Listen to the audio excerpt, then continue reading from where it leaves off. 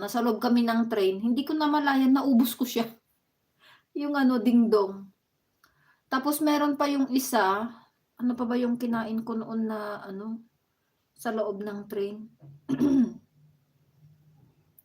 Yung snaku.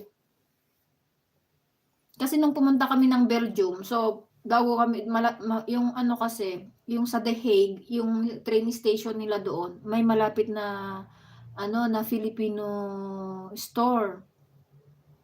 So sabi ni Cecilia noon, "Punta muna tayo do'n, bili tayo ng baon natin," sabi niya. So ayun, bumili ako ng snack ko, dalawa yata, and then dalawang dingdong, and then may skyflakes pa akong binili noon. Grabe, sabi ko naubos ko yung dingdong, ang alat-alat pa naman. Ako kamay ateng, sip-sip ko yung naiwan. Sige lang sis Katya, time money chopstick.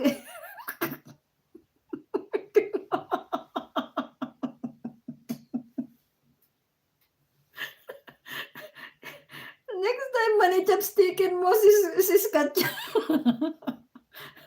Ano ba 'to?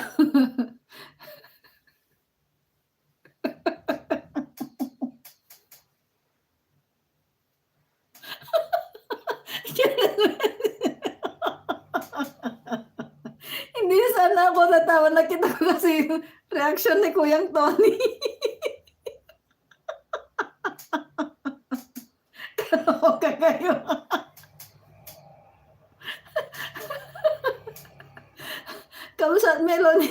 Kabsat Melanie, 'pag nagsama si Kuyang Tony, si Sis Katya, at saka si Sis Lori, ay naku, sasakit ang tiyan mo.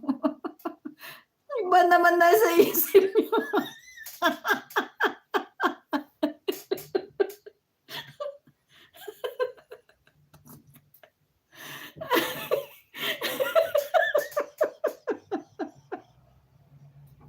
Ay naku, ay na oo nga Sis Lor and kaya ano ba iniisip nila?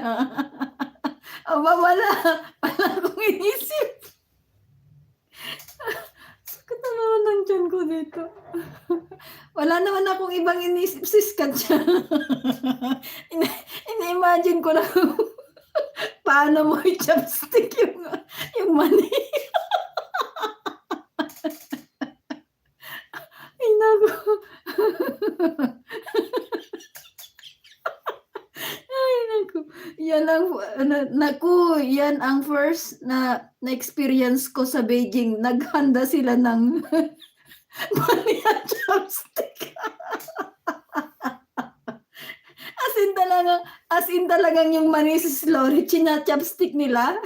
Hindi ba pwedeng hindi ba pwedeng ano, yung kamay mo na lang, yung finger, pagkuha mo. Ay, mag-utot-utot na yan si Ating Lay mamaya, panay tawa. Ay naku po. Grabe ka naman Kuyang, wag mo namang ibisto.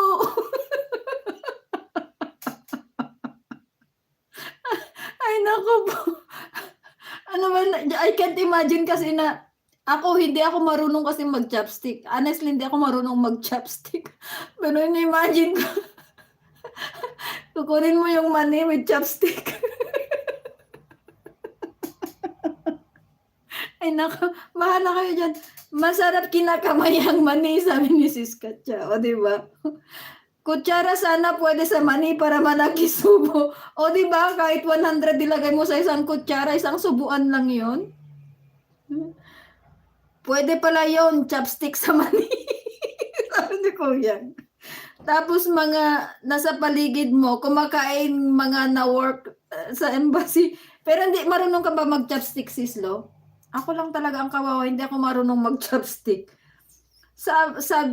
Sabi, paano ko ito kakainin sa kamay? Dapat ginawa mo Sis Lo, pinuno mo yung ano, yung kamay mo, tapos inisa-isa mo na lang na kinain. Sabihin mo, ganito ang pagkain ng mani. Lagay mo dun sa kamay mo, punuin mo, tapos isa-isahin mo na isubo. O, di ba? Masakit yata nung Tony, chopstick.